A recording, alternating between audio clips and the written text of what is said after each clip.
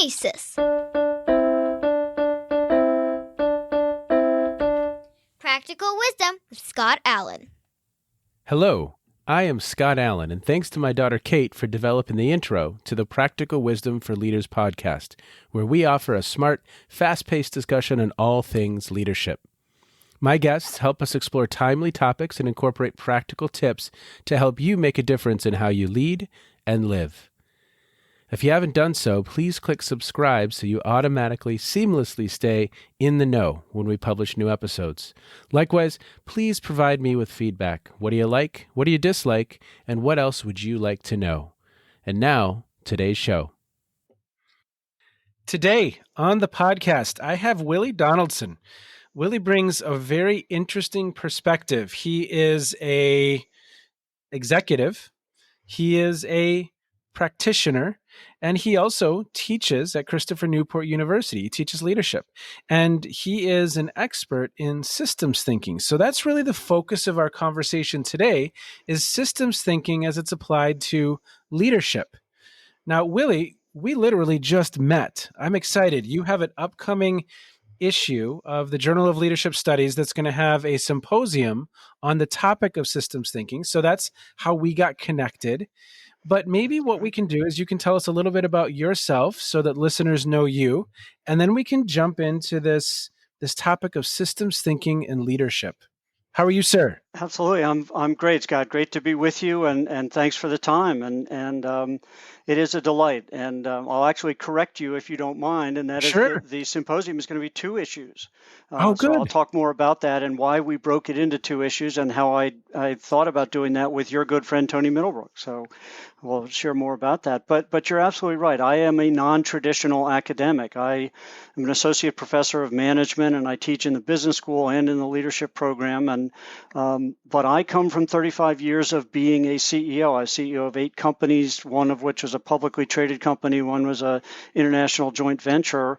And I became a CEO at age 26. And one of the things I knew was that I knew I didn't know what I needed to know. And so I went searching, and every mentor, every place I went, just, really drove home the need for leadership and great leadership. And so I started in my organizations really digging into what leadership looked like as a practitioner, because much like some of your prior guests have said, you get out there as a academic, and that's not the way it works in real life. And so it is a complex, challenging event. And it's the pretty, I always say the pretty blue boxes in the textbook don't seem to stay pretty and blue in the real world, right? Exactly. It gets very messy out there and challenging to yourself. And so one of the first things I wanted to do is center myself as a leader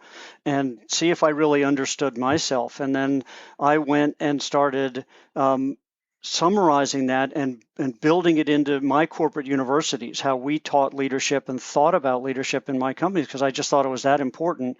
And one of my seminal moments was going to a terrific event that the American Management Association used to have called the President's Association. And It was called the Management Course for Presidents. It was only CEOs or division presidents, because the world just looks differently from that seat. And so they really wanted people to share experience. It was really a peer-driven organizational development session.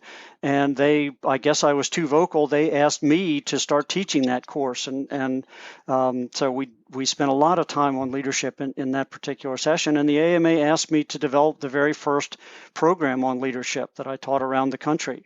And that was back in the 90s, the early 90s. And so I've thought a lot about this for a long, long time. Wow. And the confluence of systems thinking comes from my father was the director of all of the gas dynamics labs at the forerunner of NASA, the National Advisory Council on Aeronautics. And he gave me all the early systems thinking texts from von Burton-Lanfy, Ackoff, Churchman, Checkland, all of the early texts as they were sort of emerging back then. That was back in the 70s. And I went off blithely thinking that everybody was going to view the world as a system. And boy, was I surprised. People didn't even know what I was talking about. Yeah. But I came at the world of viewing it as a system and using system dynamics and systems thought. And through my career, a lot of mentors and board members and investors said, hey, you've got a really interesting way of viewing the world. And then a mutual friend of ours, Barbara Kellerman, wrote an article, and it was "Leadership is not a person, it's a system." And I wrote her and I said, Barbara, you're singing my song. I've been saying this for a long time. And we went back and forth. And so I put together a team or a panel for the ILA to really look at people who are exploring the confluence of leadership and systems thinking. And what we found was there are not a lot of people, they know it, they've thought about it a little, they've read a little bit about it, but they haven't really deeply applied it in areas. And I'll tell you an interesting story. Please. Based on my book, Simple Complexity, I was asked to give a talk to a major financial institution who you would all know, and your listeners would all know. And so I had 84 of the senior leaders in the room, and I asked them, I said, is your enterprise a system? And all the hands went up. Everybody agreed their enterprise was a system. And I said, is your enterprise a subsystem of the greater system that's your holding company, if you will? And everybody said yes. I said, how about your division, department, strategic business unit? Is it a subsystem of the system, which is a subsystem? Everybody agreed. I said, how about you as a person or your project? Is that a system? Everybody agreed that everything was a system. And then I asked, how many of you have studied deeply systems thinking, system dynamics, systems sciences, any of the systems disciplines? 3 people. Yeah. And so we all know we're living in them, but most of us really don't know how they affect us and how the system takes on a life of its own. Barbara Kellerman refers to it as the context that we lead in. And so that's where we really got started, and where Tony Middlebrooks picked up and said, hey, we really need to dig into this notion of the system being the context that the leader has to get oriented to, and then get all of their leaders and followers oriented to. Well, that's great. And maybe you can give, Willy, I don't want this to turn into because it's a complex topic, but yes. I love the title of your book. What are a couple fundamental principles that people have to understand, or what would be a couple foundational concepts for listeners as we kind of proceed in the dialogue? Yeah, so the interesting title of my book is Simple _ Complexity. And I try to tie that in is because you cannot deal with the complexity straight on. And so we create models and mental models and proxies for the system and the complexity. And those have to be simple for people to understand. But what we then forget is that simple model is tied to the complex model and all of the nuance that goes with it. So the first caution is just beware. In fact, in the book, I talk about beware and behold. Beware the system and all of its connections and all of its complexity, but also behold, if you can align all of the people to see the system the same way and talk about it in the same way, amazing things can occur. And I think it's one of the things that leaders don't grasp. If you go back to W. Edwards Deming, one of the great management thinkers, and a lot of people think he was just a statistician, but he was a systems thinker. And his findings were that up to 94% of all the defects, faults, mistakes, misunderstandings, misalignments were systemic. And he points out that if you've hired the right people, they want to do the right things. So why do systems keep failing?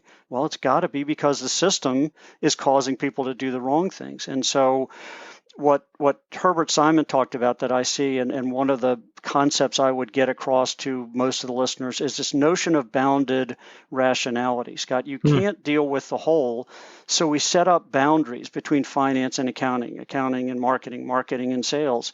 Yeah. And those are absolutely necessary. But the problem is they're artificial boundaries. They don't exist. There are no boundaries in the enterprise. There are no boundaries in your not-for-profit or your NGO, and yet people start to behave as if there are. Yeah.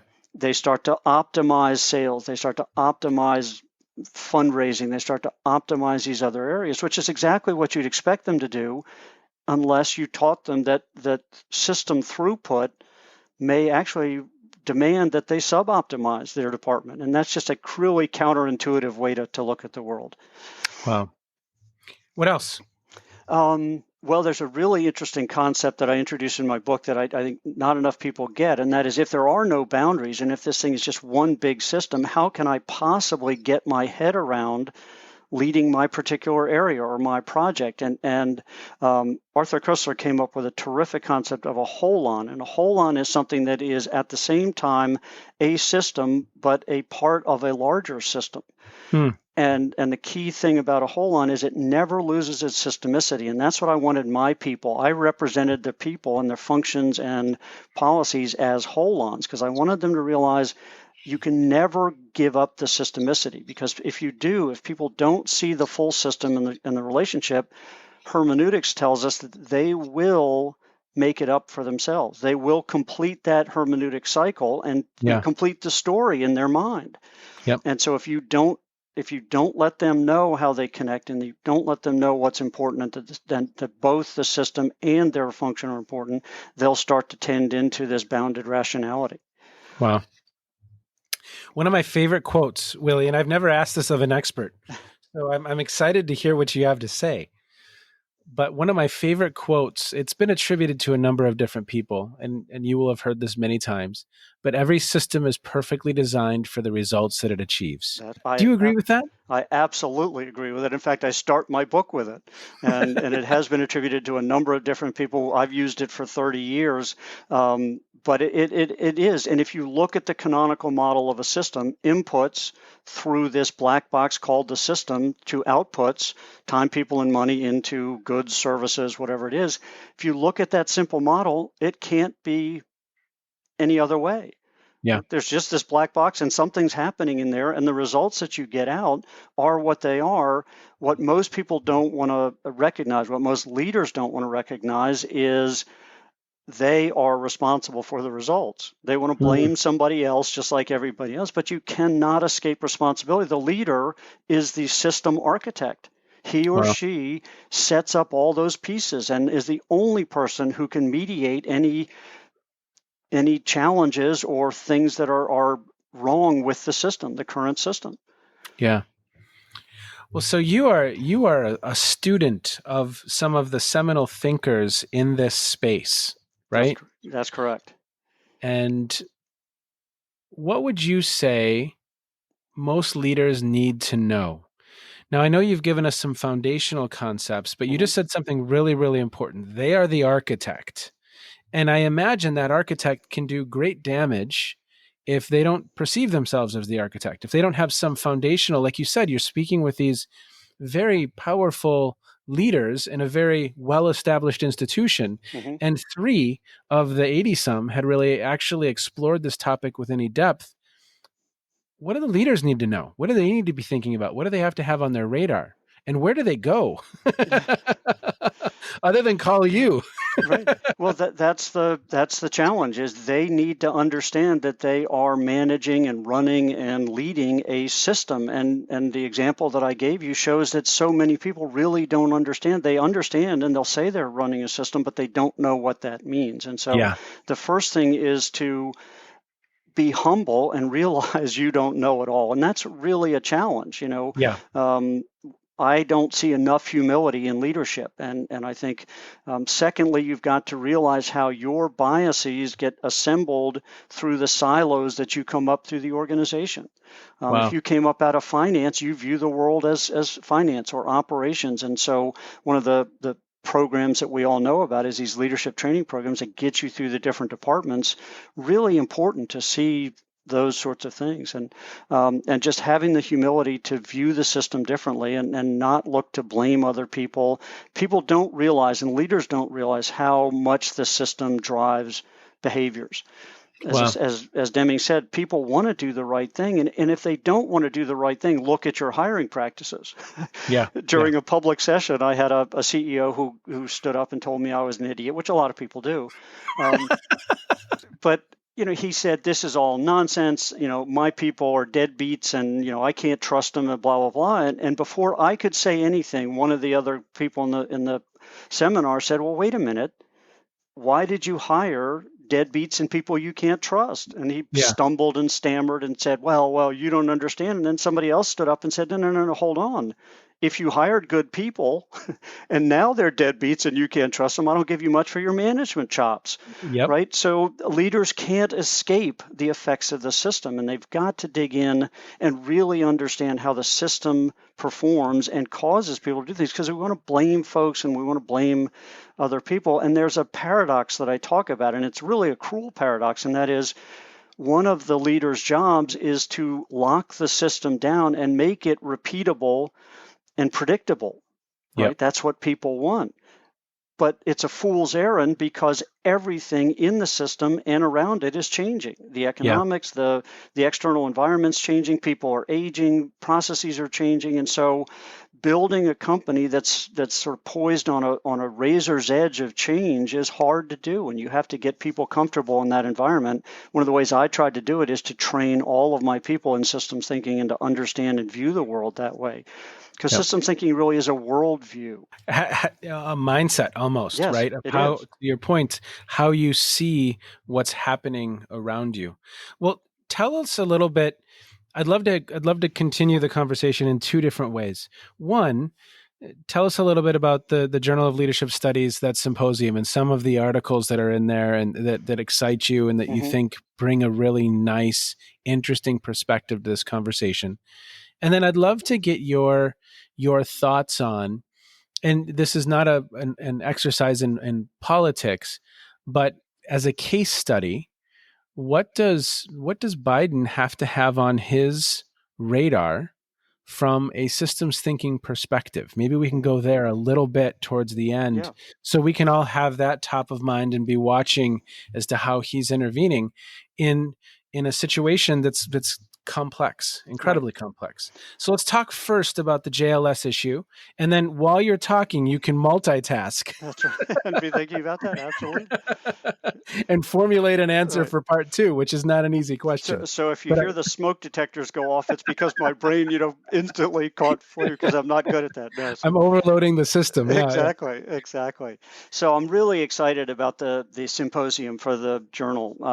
As I say, Tony and Mark approached me and said, we really need to seeing the panel, which was Barbara Kellerman and Nathan Harder and myself, and who am I, Donna Ladkin, and we just talked about system thinking and how important it was. They said, we've really got to get this message front and center with our readership. And so Tony proposed an issue, and as I looked at it, I thought there was enough material and enough reason to break it into two issues. And here's the reason why.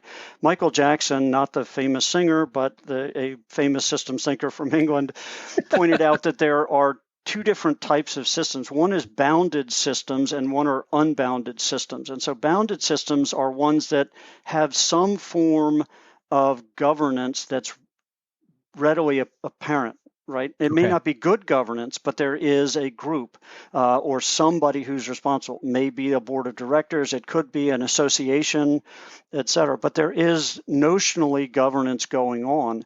And then unbounded systems are natural systems that we can't do anything about. And so we know a fair amount about the bounded systems, but we still don't really view them as systems. So the first issue is all about looking at bounded systems and talking about governance, talking about this notion of the whole-on model, how it causes you to use both and thinking. Both my role is important and the system role. Both leadership and followership is important, and talks about the paradoxes.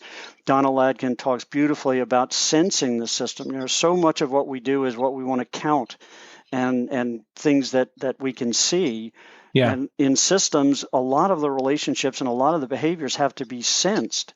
And that's not something that leaders tend to do. We tend to push harder, particularly in times of complexity and urgency. We push harder, talk louder, expect more. And often the thing to do is to relax back and just reflect on the system and sense the system and to step back from it and view it differently. So that's the first version. And then the second version is unbounded systems, where there is no governance. So the environment, global warming, all we can hope to do as leaders is create a response to those systems. We can never govern them. We don't even understand them in many cases. Sure. And so all we can hope to do is build a coalition that can respond to it intelligently. Yep. And that's a very different challenge, and one that most of our leadership models are not particularly well set up to grapple with. And so we're going to talk about that in some way, and show some examples of people who are really dealing with tremendous complexity in open systems and trying to bring coalitions together to solve them and or to manage them is all you can hope to do, and manage our response. So I collect meteorites, Mm-hmm. and that would be perhaps one of the larger unbounded systems, would just be the galactic system that's at play, right? Yeah, exactly. So an example might be that we there's no governance or no control that we have over something impacting the United States or the Earth, but we can control potentially how we would think about responding. So I was watching literally a video. You mentioned NASA earlier, Mm-hmm. of a scientist at the JPL at NASA. And this gentleman was going through all of the different ideas they'd had about how we address an I forget what they're called now, but it's a near Earth object, and if there was an impact, what we would do to intervene. But they haven't come up with anything that they think would actually work. It's not like the Bruce Willis film where we just get in a rocket ship and head up there. Yep. What are some examples that you explore? So that would be a galactic version of an unbounded system. And am I correct? Absolutely. And so, the most visible system that most of your listeners will know about is, of course, climate change and global warming, right? We know, and we have some mechanisms that are beginning to get control of it, like the Paris Accords and others, but there are breaks. The conventions on whaling, but they fail when one group or a group of nations don't participate. And we don't like it. And quite honestly, that's where systems thinking gets challenged, is people don't want to come together. They don't want to compromise. In the system, you have to compromise. Wow. Right? The system will always dominate, and somebody's going to have to give, and there will be winners and losers. And our leadership and followership tools don't really address that well, particularly across geopolitical boundaries, which, again, don't exist, right? Global warming could care less about the distinction of Chinese and American. It is no effect. But we have to figure out a way as humans to connect on that level if we're going to deal with some of these problems and challenges. And one of the questions that we're going to propose in the symposium is there even a model of leadership? Can leaders that have the humility to compromise even get elected and stay in power long enough to affect change? Wow. And I think what I see is an inversion has to occur where followership becomes the most important function, and followers have to rise up and demand leadership of an ilk that is humble and does use systems thinking. And that's going to be hard to come by, I think. There's a wonderful text that Churchman wrote called The Systems Approach and Its Enemies. There are enemies to this way of thinking, and the top two are politics. Politicians who are in power do not want people to be thinking broadly and systemically, because if they do, they'll see the system and they'll see how they use the system to stay in power. Yeah. And the other is academics. Academics is so siloed into these swim lanes, chemistry, physics, math, accounting, finance, that we don't cross disciplines. We don't share our disciplinary knowledge. We use different language to talk about the same phenomenon. Yep. You see it all the time. And Peter Senge, who wrote The Fifth Discipline, a famous systems thinker, said, the systems thinking is the discipline that integrates the disciplines. You have to think beyond it, because if there truly are no boundaries, you better get good at listening to other people and other points of view and perspectives. Yeah. Yeah. Willie, talk about COVID-19 and systems thinking. Absolutely. I just did this the other night for my high school, asked me to give a talk on it. And, let's look at, I use Dana Meadows' really sparse, elegant definition of a system, a set of elements that interrelate for a particular purpose or characteristic set of behaviors. So if you look at COVID-19, it's a bunch of RNA and proteins that interconnect and interrelate and work together. And you might say, well, gee, we don't really know what the purpose of a virus is or what its goal is, but we do know one thing, characteristic set of behaviors is it's going to find new hosts so that it can replicate and survive and mutate. Yeah. That's all you need to know about that system. And none of the boundaries that feel so comfortable to us are of any use in combating that system, right? Yeah. Geopolitical boundaries don't help. Black, white, male, female, rich, poor, none of them.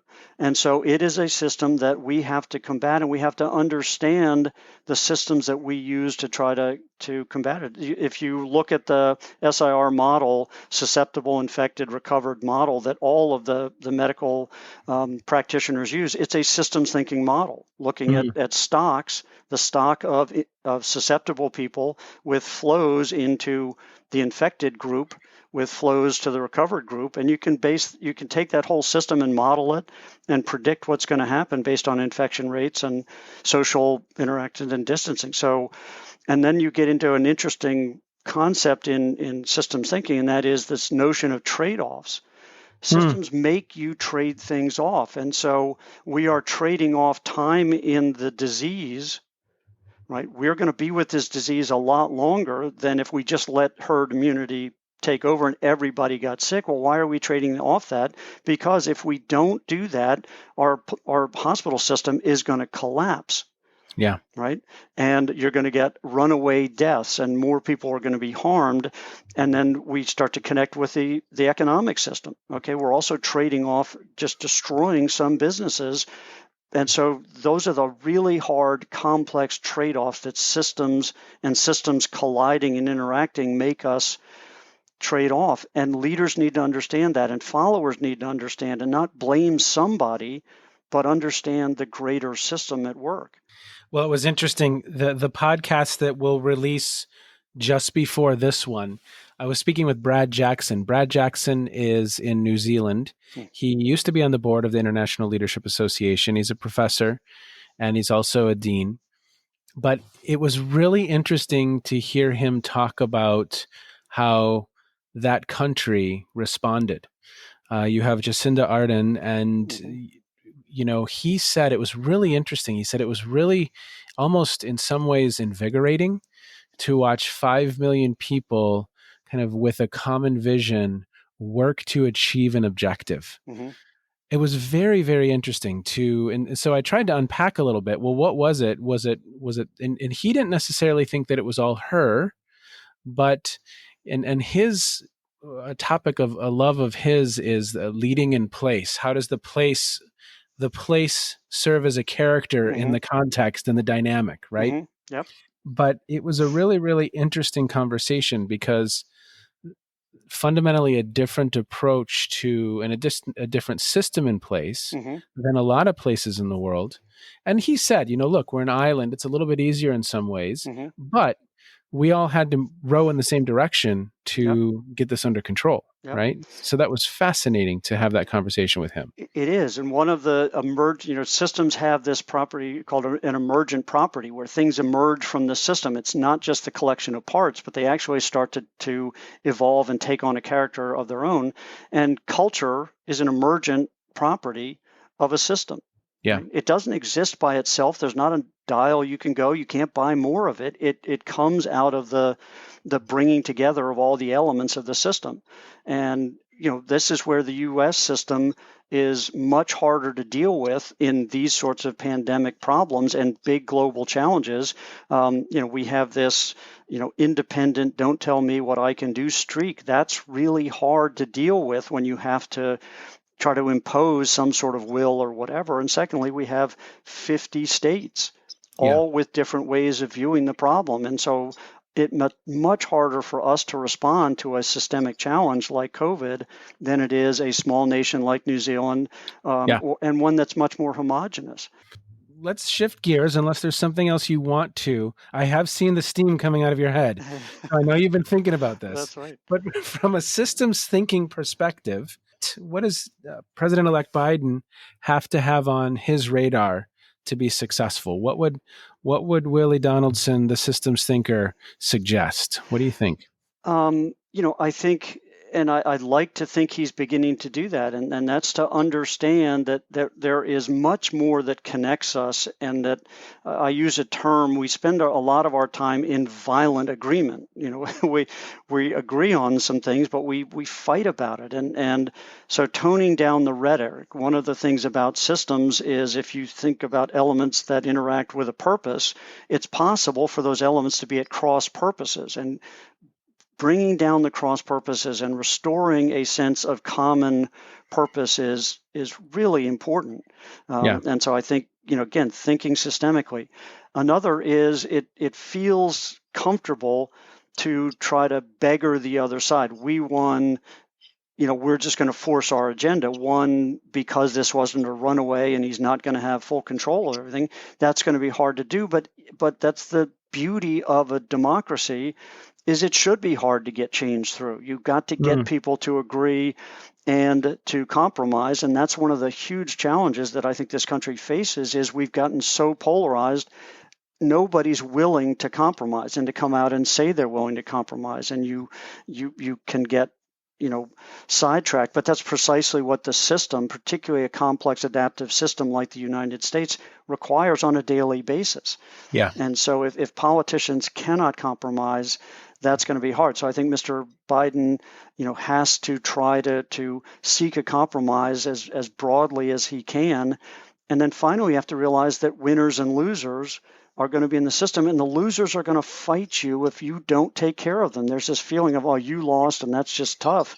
No, you've actually got to bring them along. So Going back to our discussion of global warming, right? There's a reason the coal industry has fought so hard to stay around, because there's a lot of people's lives and livelihoods depend on it. So you can't just say, well, we're just not going to do that anymore. You have to figure out ways for them to elegantly exit the system and benefit in some other way.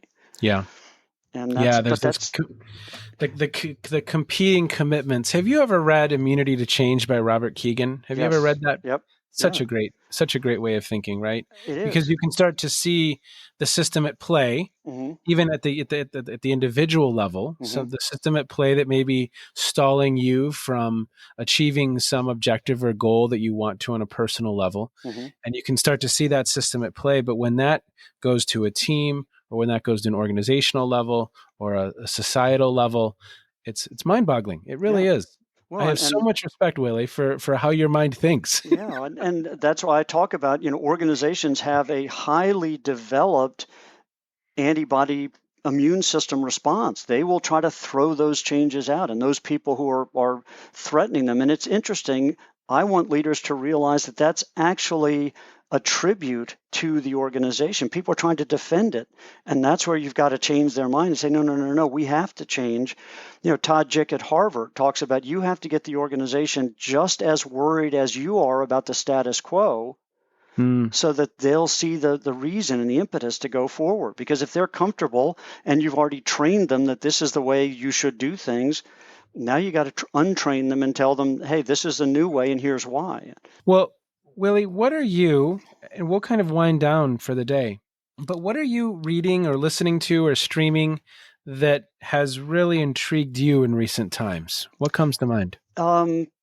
Couple of things. I've been going back and spending a lot of time on the neurobiology and the way people form their mental models, because people view the world and as Charles Sanders Peirce said, we get this fixation of beliefs, and we're so stubborn in changing our opinions and our biases, et cetera. So I've been really doing a lot of work in how people think and form those beliefs and how you can change. And I think that's important for leaders and followers to understand. And tried to work that into my corporate universities. I don't know if you're familiar with Shane Parrish's Farnham Street blog. And Shane is a Canadian who is doing some really interesting work in bringing sisters together. I've just reread Team of Teams, if you're familiar with it, I think. I'm not. And Ed Hess, who's a friend of mine at the University of Virginia, the Darden School, just finished a new book called Hyperlearning. And his book prior to that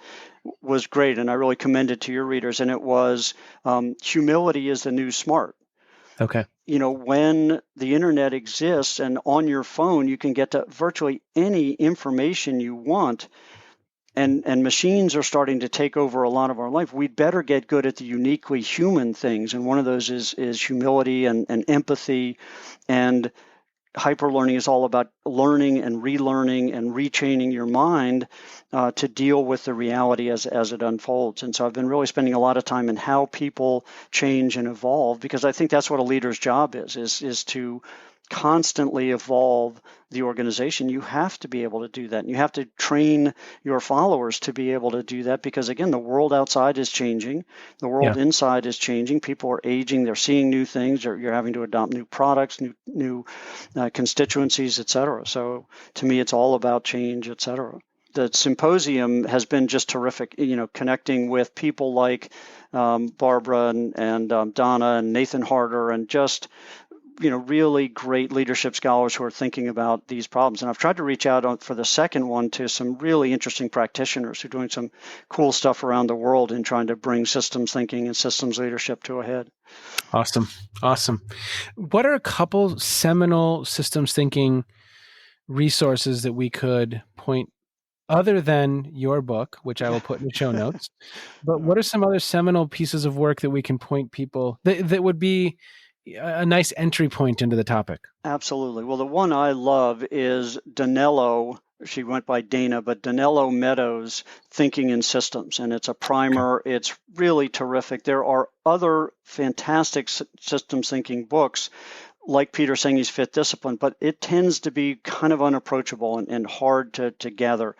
Dana Meadows' book, Thinking in Systems, is really approachable and just a great primer. Derek Cabrera at Cornell has written a great thing, Making Systems Thinking Easy or Simple. And he's got a great framework for thinking about and thinking in systems. So those are two that I highly recommend. There's some great sources on the internet for systems thinking. There are dozens of other sources out there, but some of them are a lot more antiquated now. And but those are two that I highly recommend. Now, just a note and full disclosure, my book is all about systems thinking applied to an enterprise, a not-for-profit, a for-profit, a university, a team. And so it doesn't get into this notion of unbounded systems thinking, but much more focused. And that's why I think it's appropriate to leadership studies. Willy, last question. Mm-hmm. You mentioned that you had led 9 organizations. Is that accurate? 8 officially, and then I was acting CEO of 3 others. So yeah. Okay. Did you find that your methodology, your way of thinking, your way of that mindset served you in each of those instances? I really did. And in fact, that's what really led me to write the book. I had board members, investors, and some of my coworkers who said, the way you put these pieces together really makes sense, and I haven't heard about it before. You should write a book. And so I really do think taking a systems perspective helped me. I think realizing that the system is bigger than I am, more powerful than I am, gave me a humility to do that, and also understanding that each system has a context, and that is the time and place that it exists in, which means you can't just take the playbook from the last system and apply it. You see that all the time, and I see it with owners and founders. I've just read Steve Jobs' book, and I'm now going to go run my company like Apple. Well, okay, but you're not Steve Jobs, and it's not Apple, so that's not going to work, right? Well, sir, thank you so much. We really, really appreciate it, Willy. Thank you for the work that you do. I will put all of that content in the show notes, and we'll let people know how they can get in touch with you and learn more about your work. But we're excited for that issue of the Journal of Leadership Studies. It's a symposium, and it's on systems thinking and leadership. Terrific, Scott. I can't thank you enough. It's been a pleasure. Okay, be well. Take care. I just hit buy in one click on Amazon. I ordered Willy's book, Simple Complexity. The practical wisdom for me, if you are not an expert in this space, is to do that, to learn, to explore, and to begin to think about this topic as an area critical and important to the study of leadership. So here you have an individual who has not only been the CEO of 8 companies, but he has his Ph.D. He teaches in a college of business, at Christopher Newport University. And I believe that's just such an incredibly powerful combination. An individual that's steeped in the literature and that's steeped in practice, and having found some success in looking to the literature as they practice. I think it's a lot of fun. I'm so excited for this symposium. 2 separate issues, bounded and unbounded systems, and we're exploring this whole notion of systems thinking in leadership. And I will be on the lookout for that. I hope each of you are as well. As always, thank you for listening in. We really, truly appreciate you doing so. And happy learning, and hope you have a wonderful day. You have been listening to the Practical Wisdom for Leaders podcast. If you liked what you heard, please share it with others and let them know what we're up to. And one last quick reminder to click subscribe so you know when we publish new episodes. And of course, we'd love to hear your feedback. You can stay in touch with me by visiting www.scottjallen.net or any number of social media platforms. Be well, be safe, and make a difference wherever you are on this beautiful planet. And now, here's Kate's twin sister, Emily, with the outro.